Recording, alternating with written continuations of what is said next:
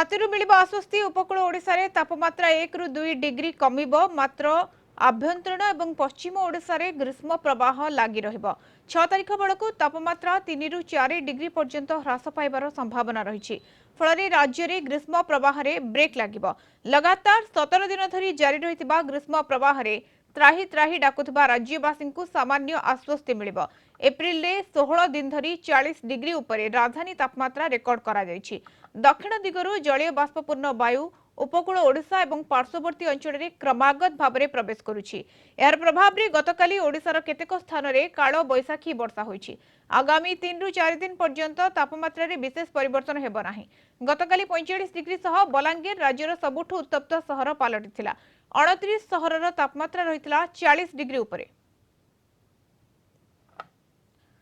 संपर्क में अधिक सूचना नवा सोमरंजन सेठी भुवनेश्वर रिपोर्टर आम सहित सीधा सड़क जोड़ी होती सोमरंजन वर्तमान समय अनेक स्थान में काल बैसाखी होइछि एवं आगक मध्य संभावना रही जहाँ पूर्वर पाणीपाग विभाग आकलन करिछि केउ केउ स्थान में काल बैसाखी हेबो 40 डिग्री उपरे मध्य तापमात्रा रहुछि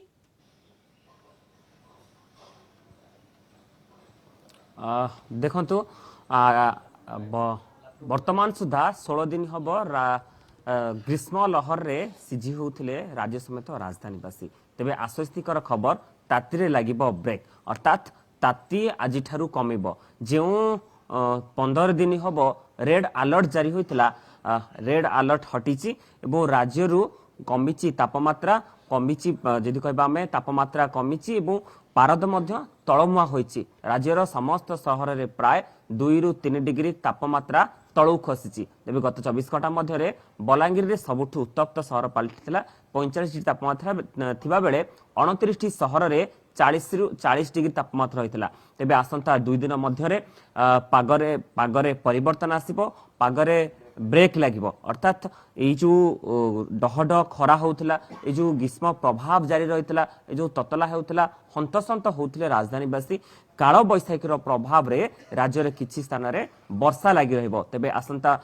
6 तारिख परे राज्यव्यापी काल बैसाखी लागि रहइबो अर्थात राज्यर समस्त सहर रे काल बैसाखी लागि रहइबो राज्यर प्राय अंचल रे वर्षा लागि रहइबो तेबे ए जो वर्षा निश्चय आश्वस्तिकर खबर आनी देछि तेबे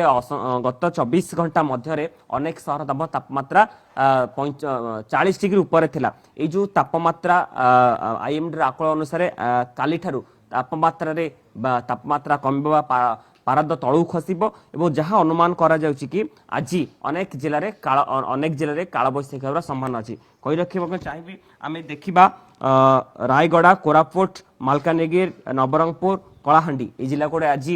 काल बैसाखी संभावना अछि एवं गतकाली मध्य किछि जिले रे काल बैसाखी मध्य संभावना अछि तेबे ए जो रेड वार्निंग थला कहि रखे चाहिबी आज को 15 दिन हबो रेड वार्निंग रे जारी होइथला एवं प्रबल खरा होतला किंतु देखिबा दी आज मध्य किछि जिल्ला रे रेड वार्निंग हटिची किंतु किछि जिल्ला को आगामी समय आपण जहा सूचना दउछंती आगामी समय रे राज्यवासी तातीरु टिके आश्वस्ति पाइबे एवं वर्तमान समय रे काल बैसाखीर मध्य अनेक स्थान रे संभावना रहउची बहुत बहुत धन्यवाद सोमरंजन आपण को सूचना पाई।